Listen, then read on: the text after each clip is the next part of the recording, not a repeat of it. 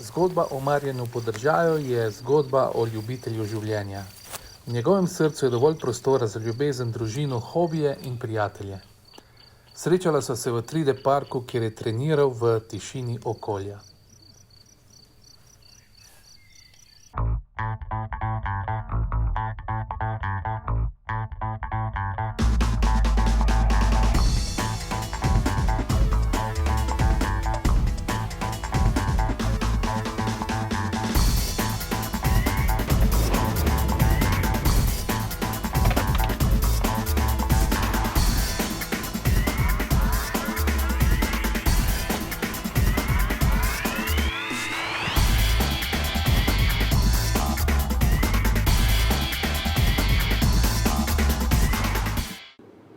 Sem Sandra Mežič, pripadnica 16. bataljona, sodelavka Marjana Podržaja. Podržaja poznam že od 2004. Za njega lahko rečem, da je zelo družinski človek, pozitivna oseba, vedno me spravi v dobro voljo, vedno nasmeji. Pri njemu čutim ful močno energijo, pozitivno energijo, tudi ko si čisto na dnu, te spravi top, na visoko. Kaj se pa tiče za lokostrelstvo, bi dal vse. Tudi nam je omogočil, da smo lahko šli streljati, pokazal dosti stvari, naučil dosti stvari. Vem, da ni lokostrelstvo njegov edini hobi, da še piše pesmice, knjige. Rada bi, da če tudi gre v pokoj, da bi se še družili naprej, če tudi en telefonski klic, eno sporočilo, ena prijačka, da ostanemo v stiku, pa v takih odnosih, kot smo bili v službi. Kako si? Lepo, da si videl, zdravo, prijatelj. Pejva. Da te zložim, kako je pri nas. Ja.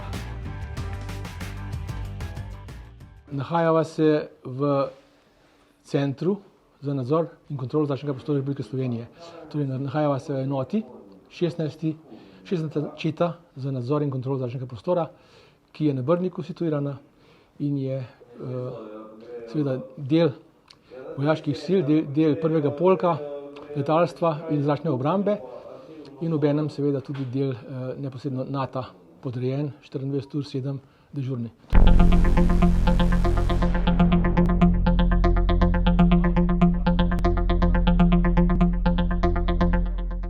Sem namestnik 16. CNKZP-ja, tukaj se ukvarjamo z nadzorom in kontrolo zračnega prostora. Del te zgodbe je tudi naš štabni vodnik Marjan Podržaj.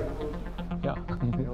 In želim vam še srečno pot po temu našemu turu na brniškem letališču. Hvala lepa. Lep dan še naprej. Hvala. To bom prinesel za poštimat, ne? Petive pa to. Ja, okej, bom. Kako sem postal slovenski vojak? Zanimiva zgodba. Zgodilo se je, da je na strelišče, kjer sem treniral, prišel streljat z lokom tudi tedanji načelnik generalštaba Slovenske vojske, gospod Iztok Podbregar, zdaj že general. In beseda je dala besedo in na koncu je prišlo do obljube, da če iz svetovnega prvenstva v Avstriji, v Obergurglu leta 1998 prinesem medaljo, me zaposli v Slovenski vojski. Res se je zgodilo, da sem na tem prvenstvu osvojil prvo slovensko medaljo v članski konkurenci za lokostrelstvo in seveda naslednji teden, takoj ko sem prišel domov, sem se oglasil na generalštabu Slovenske vojske v Ljubljani, šel do načelnika generalštaba in ga prosil za izpolnil obljubo. No in pristal sem v 16. bataljonu za nadzor in kontrolo zračnega prostora, danes se to imenuje 16. četa, kjer upravljam dolžnosti identifikatorja na radarski sliki. Spoštovani Slovenci, spoštovani prijatelji, ob dnevu državnosti vam želim, da posnemate klenost svojih dedov in pradedov in da ostanete prijatelji in razumni eden do drugega. Bodimo si ne le bratje v priimku ali bratje v nacionalnosti, bodimo si bratje v srcu. Uhan po pravilu Slovenske vojske ni dovoljen. Načeloma ni dovoljen noben nakit. Vendar, kot sem že prej omenil, gospod Purvegar mi je to takrat dovolil, ko sem mu povedal zgodbo o tem uhanu. Ta uhan je del slovenske narodne noše 19. stoletja. Nosili so ga včasih fantje, ne samo v enem, tudi v obeh ušesih. In na soški fronti so ga nosili naši fantje, ki so umirali tam v prvi svetovni vojni. Bil je pa ta uhan zelo zanimiv za kapetane prekooceanskih ladij, kajti strastno so jih zbirali. Delali so jih na Trsatu nad Trstem in vsak od Slovencev, ki je šel v Ameriko ali Kanado s trebuhom za kruhom, je običajno tam v teh rudnikih, kjer so kopali razne rude, zbolel za tuberkulozo ali pa je imel jetiko, neke podobne bolezni in je šel domov umret. In ker je denar pošiljal domov v svoji familiji, mu je bil ta uhan zadnja karta za priti čez ocean. Kajti kapitani ladij, tovornih in kakšnikoli, so te uhane zbirali in so jih zastonj prepeljali iz Amerike v Evropo. Običajno so bili to italijanska pristanišča in potem je bilo še tistih par 10 km do doma, kjer je seveda pač srečal še zadnjič domače in vrnil svoje zemlji. To je ta uhan, zgodba. Zdravo! Kje je moja punca? Ja, pridna, žabica si ti. Na pedikuri. Kaj pa je bilo? Na pedikuri. A si bila pridna. Ja, bravo, Lucy. Na pedikuri si ti rekla. Ja, na Jaz sem pedikuri. mislil, da si ti na pedikuri.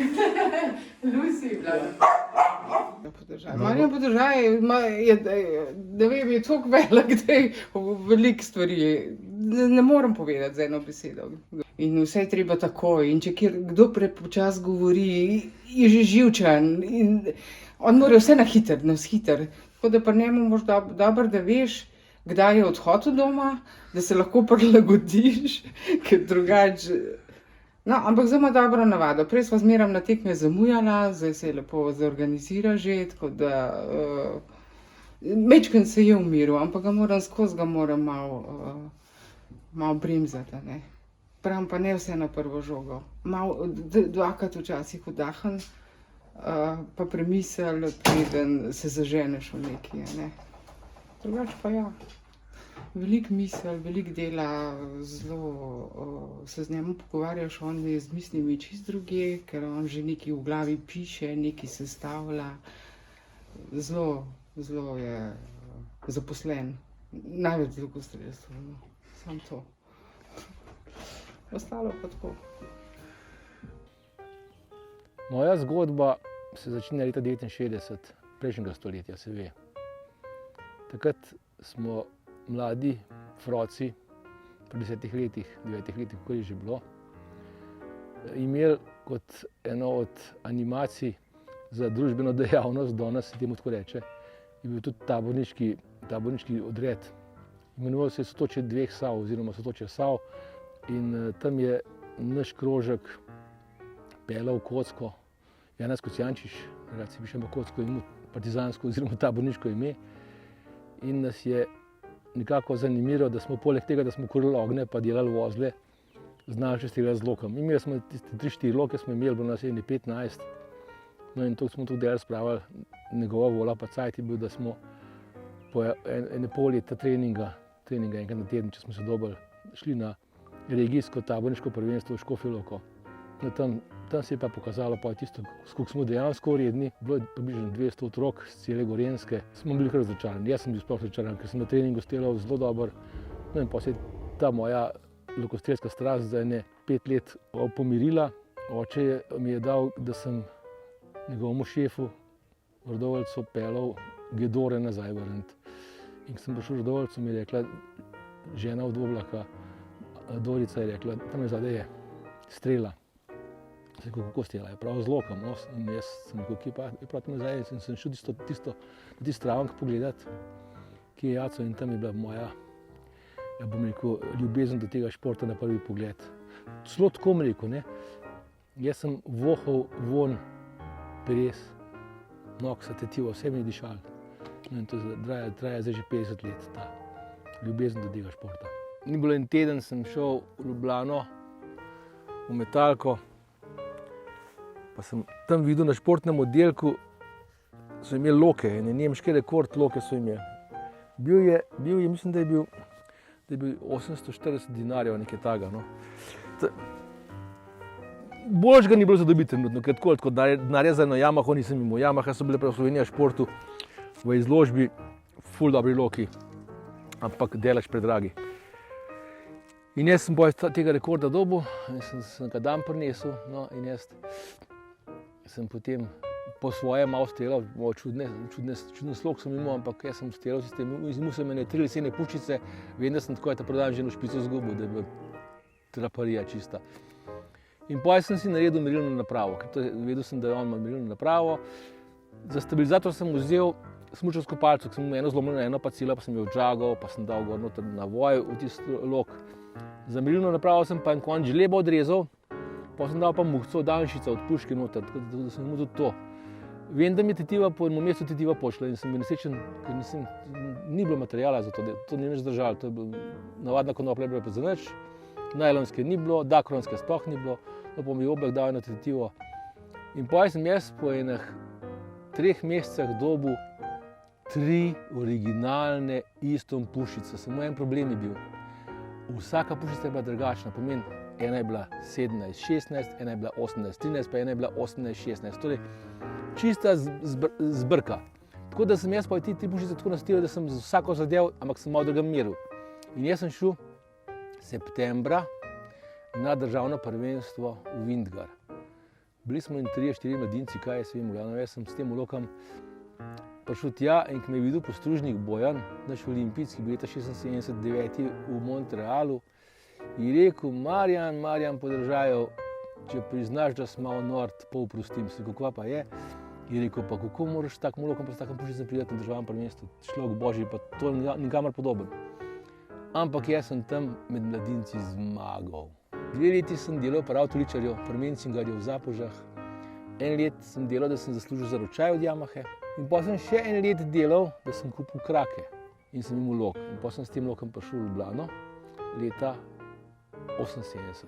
In to je bilo v času, ko je bilo v Ljubljani tekmovanje za Alpe Adria, se je imenovalo, Alpe Adrian, tako rekoč, ne. Tam je prišlo pa že 150 posteljcev, so bili Rusi, Belorusi, Italijani, Madžari. Mislim, takrat smo še pod Jugoslavijo, smo še vsi skupaj. No in tudi jaz sem bil tam na neki pravi zresni tekmi prvič. In jaz sem toliko noro treniral, pa toliko sem bil zaljubljen v ta šport, da je že tudi šola malo trpela, moram tudi to povedati, ne. In jaz sem tam postavil v 2 dneh 5 novih državnih rekordov pa zmagal. Nam pozabil, v Šaričah sta 2 brata bila iz Reke, ki sta imela ful dobro opremo. A teh je tako kloftal norce, mislim, ki to je rekel, pa kako može eden ovakav, pa da vam pip, mater. To je noro, resno. Ja, in sta bila malo tepena, no. V glavnem, mislim, da obena od teh 2 noč nastela, samo bilo pa noro. No, pa se je pa začelo. Takoj sem bil v reprezentanci, šli smo na Madžarsko, tam sem bil ta drug na Madžarskem, neko mladinsko prvenstvo. Potem je pa šlo naprej. Potem sem pa jaz v bistvu že prišel med člane. Leta 1979 bil že član. In to je bil pa tak hladen tuš. Jaz sem tisti let, ko sem bil mladinec, sem pobiral vse. Ko sem prišel med člane, sem pa v bistvu imel 1 let posta, ne. Zdaj, ko si mlad, točno ne veš, zakaj počneš to, ne. Mislim, tebi se najbolj zdi, da je slava vse. Ne. Vsak pokal ti je pomemben, se spomnim tiste medalje, sem obešal po steni, pa na koncu je bila stena premajhna. Potem pa z leti, ne, dozoriš do te mere, da rečeš, v bistvu to delam za sebe predvsem, delam zato, ker mi je všeč. Delam zato, da sam sebi dajem cilje, pa da jih izpolnjujem. Pa delam zato, da mogoče nekoč tudi enega drugega spravim v ta šport ali pa da mu pomagam. In tako se je zgodilo z mojim bratom, ne. Jaz sem potem brata potegnil v ta šport, moj lok je vzel on, pa jaz sem dobil nov lok, sem ga že pač dobil od sponzorjev in sem rekel, moj moto je bil, da me mora on premagati, ne. Takrat sem jaz svoje poslanstvo kot trener, kot svetovalec dosegel. In tako se je zgodilo, leta 1984 je bil moj brat že boljši od mene. Je pa tako, da je v bistvu, jaz sem leta 80 za Moskovsko olimpijado sem šel takrat v Punta Alo, tam sem bil 57 na svetu, to sicer ni nekaj, ampak takrat je bilo to kar prava stvar. Ne. Potem leta 84 je pa Marko potem že prišel med prvih 8 na svetu, jaz sem bil takrat mislim, da 9. No in potem sem to ponovil, 6krat sem ponovil še ta rezultat, da sem bil med 10 na svetu. Leta 96 nisem stelal, ker sem se podal v to, da smo organizirali svetovno prvenstveno prvenstvo v Sloveniji. Je bilo približno 400 lokostelcev z tega sveta. Imeli smo 14-dnevni dogodek, najprej Evropsko prvenstvo na Brdu, pa potem svetovno prvenstvo v Kranjski Gori. No, tam sem bil jaz v bistvu v vlogi direktorja tekmovanja, tako da sem v bistvu svojo energijo usmeril v to, da smo speljali te velike tekme. In jaz sem potem se posvetil sam sebi in sem prestelal leta jeseni, pravzaprav septembra leta 98 sem jaz prestelal prvo člansko medaljo za Slovenijo, v lokostelstvu. No, ampak bistvo je pa to, da sem pa ves čas delal z mladimi, tako da sem vzgojil v svoji karieri, sem vzgojil svetovno prvakinjo. Imel sem ekipo 3 fantov, ki so bili z mojega kluba, ki sem ga jaz ustanovil leta 85, so bili 3. na svetu, ekipno. To si če štejem veliko čast. Potem sem imel evropskega podprvaka, pa 3. na evropskem prvenstvu punco. Tako da se je kar nabrali tam 10-15 medalj na velikih tekmovanjih. Jaz pravim tako, olimpijski zmagovalec si res začel življenje, samo dejansko pa okolica to ve, mogoče 2-3 leta, 4 leta se pa že zvodeni, če ne ponovijo. Svetovni prvak si genau en teden, dokler se cajtnega še malo po licah hvalajo. Državni prvak si 25 sekund, kar si gor na odru, ker tako pa pride za tabo že druga runda. In če na koncu tekme vprašaš kakšnega tega, ki veš, kjer je bil pa Franček, ki je bil pri dečkih, noben več ne ve, da so bili dečki gor na odru. Zelo zanimivi so ti odzivi otrok, ko jim daš prvič v življenju zaostali z lokom. To je en tak doživetje, ki je nekaj posebenega. On v bistvu svojo energijo sprosti v tarčo, če pa zadane, pa to še toliko bolj. In vidiš v otrokovih očeh, kako mu zažarijo, kot 2 diamantka, in to je tako veselje nepopisno. Leta 2019 so v Lozani na sedežu Svetovne lokostelske organizacije dali spodbudo v to smeri, da so rekli, da bodo naredili prvo Masters prvenstvo. Da bodo združili vse starejše, ki imajo še voljo steljati, na enem prvenstvu, ki bo v bistvu s 3 različnimi loki. In tako je prišlo do tega, da sem jaz se prijavil na to tekmovanje, ki je nudilo določen popušč, če si stelal z več kot z enim lokom. In jaz sem stelal, prvi dan sem stelal olimpijski lok, na drugi dan sem stelal goli lok, to je tole, tretji dan sem stelal pa kompoundni lok, ta na škripčo je, na ekscentre. No in z golim lokom sem postal svetovni prvak.